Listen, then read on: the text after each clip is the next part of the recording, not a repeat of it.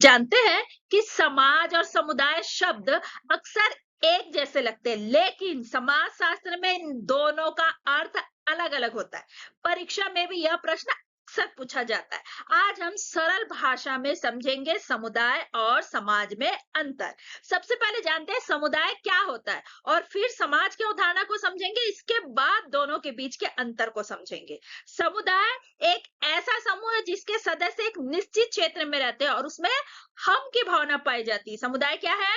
समुदाय उन लोगों का समूह है जो एक निश्चित भौगोलिक क्षेत्र, गांव, मोहल्ला, शहर आदि में रहते हैं, जिनमें हम की भावना होती है। उदाहरण के लिए एक गांव के सभी निवासी, एक कॉलोनी के लोग, एक जनजाति समूह, इन लोगों में आपसी सहयोग, अपनापन और एक दूसरे के प्रति जिम्मेदारी की भावना होती है। जहां लोग एक ही स्थान पर रहते हैं और स्वयं को एक समूह का हिस्सा मानते हैं, उसे समुदाय कहते हैं। समाज समाज सामाजिक संबंधों, अंतःक्रियाओं तथा संस्थाओं का व्यापक तंत्र है। समाज क्या है?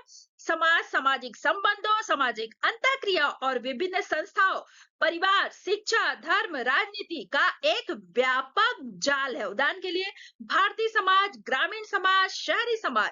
समाज के लोगों का एक ही स्थान पर रहना आवश्यक नहीं है। वे अलग अलग स्थानों पर रहते हुए भी सामाजिक संबंधों से जुड़े होते हैं। लोगों के बीच बनने वाले सामाजिक संबंधों और व्यवस्थाओं के पूरे जाल को समाज कहते हैं। इन दोनों को इस प्रकार समझ सकते हैं। मान लीजिए एक गांव है, उस गांव में रहने वाले लोग मिलकर समुदाय बनाते हैं।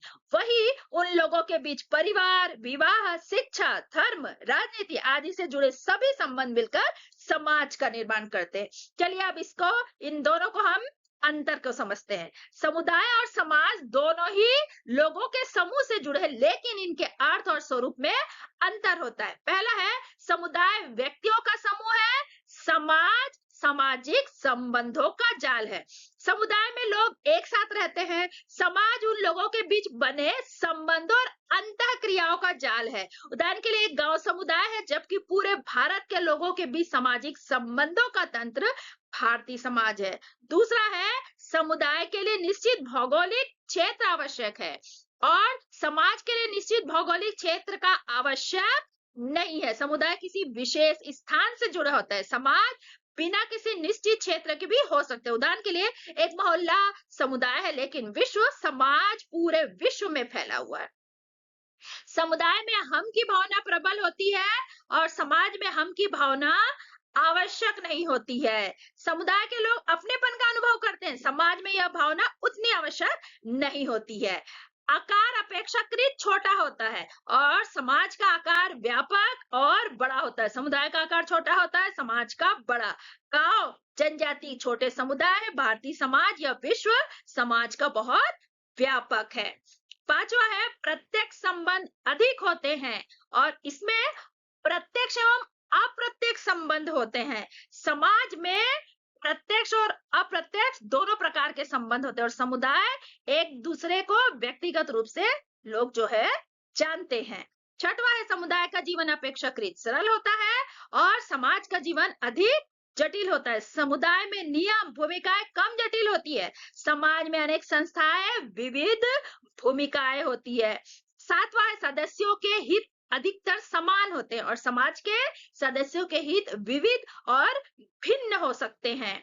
समाज में विभिन्न वर्गों और समूहों के हित अलग अलग हो सकते हैं। आठवां समुदाय में एक रूपता, समाज में विविधता होती है।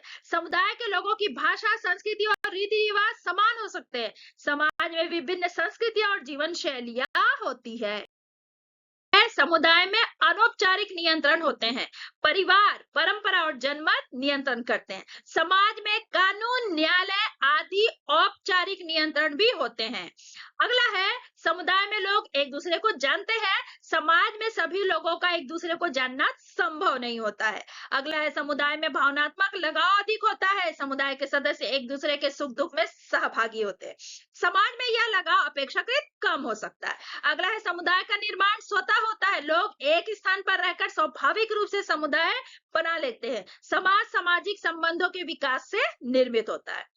अगला है समुदाय का अस्तित्व क्षेत्र और सामुदायिक भावना पर निर्भर करता है। यदि क्षेत्र या हम की भावना समाप्त हो जाए तो समुदाय कमजोर पड़ सकता है। समाज सामाजिक संबंधों पर आधारित होता है। अगला है समुदाय अपेक्षाकृत स्थायी होता है। समाज निरंतर बदलता और विकसित होता रहता है।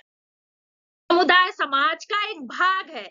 समाज में अनेक समुदाय शामिल होते हैं। अगला है समुदाय में सहयोग अधिक होता है। समाज में सहयोग के साथ साथ प्रतिस्पर्धा भी होती है। अगला समुदाय का दायरा सीमित होता है। समाज का दायरा बहुत व्यापक होता है। उदाहरण के लिए समुदाय, गांव, मोहल्ला, जनजाति और समाज का उदाहरण भारतीय समाज, विश्व समाज। अगला है समुदाय मूर्त है। इसे प्रत्यक्ष रूप से देखा जा सकता है। समाज अमूर्त है क्योंकि यह संबंधों का जाल है और संबंधों के जाल को हम देख नहीं सकते। अगला है सदस्यता के आधार पर। समुदाय में सदस्यता जन्म या निवास के आधार पर होती है। समाज में सदस्यता सामाजिक संबंधों के आधार पर होती है।